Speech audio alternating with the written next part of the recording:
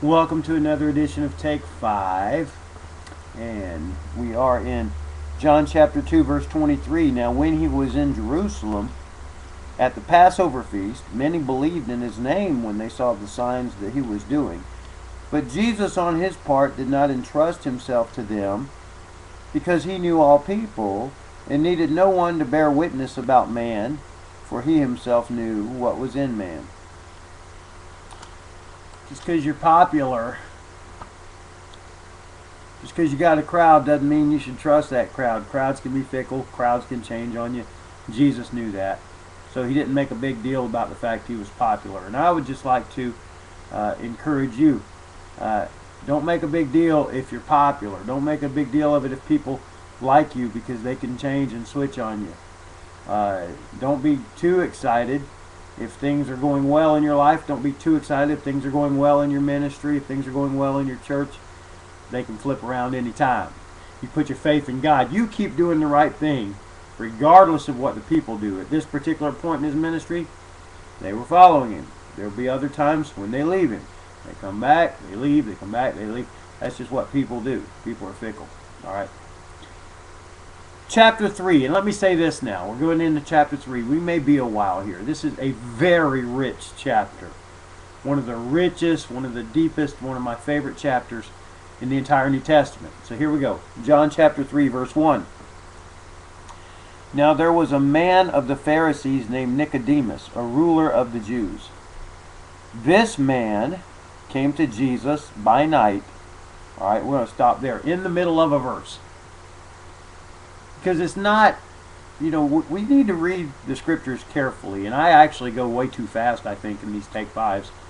But we've got this guy. First of all, it says he's a man of the Pharisees.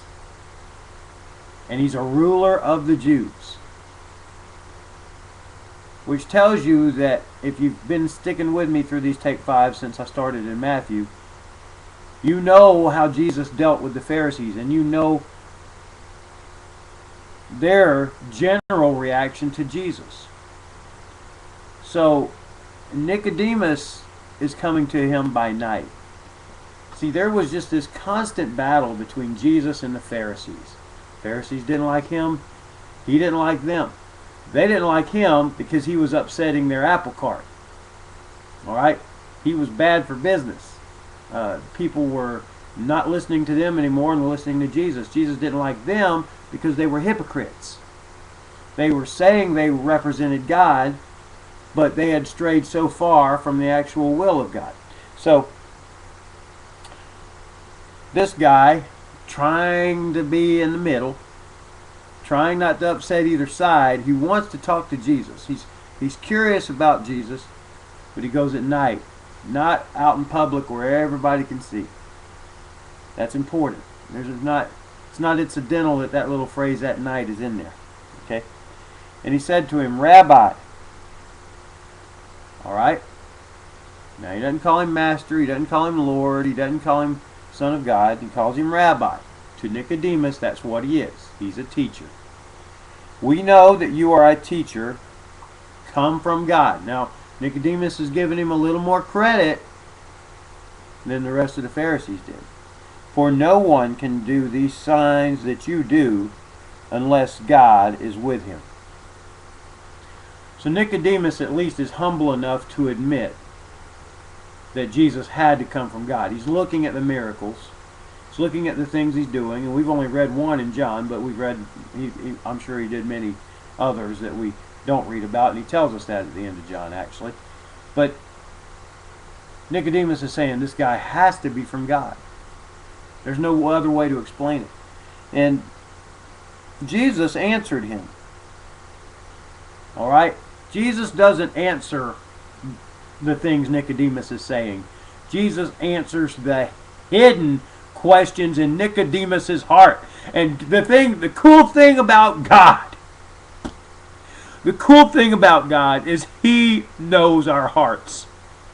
Even if we can't quite express it the way we really mean. So you don't have to worry. Maybe you go to God in prayer and you wonder if you're saying it correctly or something. Don't worry about it. God knows exactly what you need, and He will give you exactly what you need. And Jesus answers him.